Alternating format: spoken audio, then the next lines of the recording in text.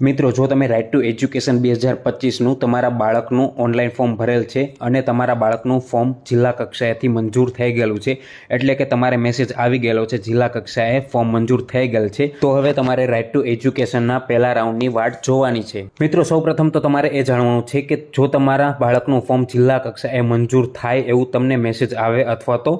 Right two એજ્યુકેશનની સાઇટમાં status દેખાડે તો જિલ્લા કક્ષાએ ફોર્મ મંજૂર થવું એનો મતલબ એ બિલકુલ નથી કે તમારા બાળકને રાઇટ ટુ એજ્યુકેશન અંતર્ગત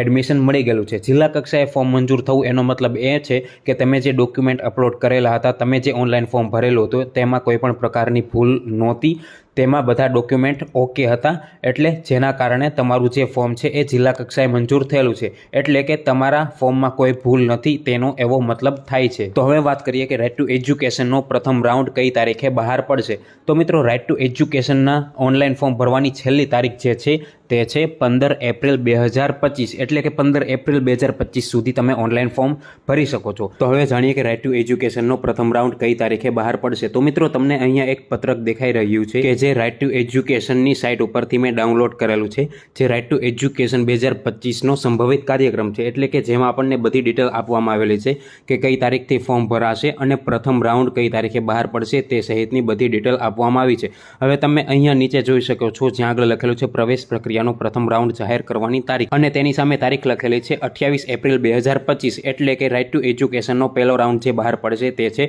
28 એપ્રિલ 2025, એટલે 28 તારીખે પ્રથમ રાઉન્ડ બહાર પડી જશે. અને પહેલો રાઉન્ડ જેવો બહાર પડે એટલે તમારે રાઇટ ટુ એજ્યુકેશનની સાઇટ પર જઈ અને તમારે તમારા બાળકની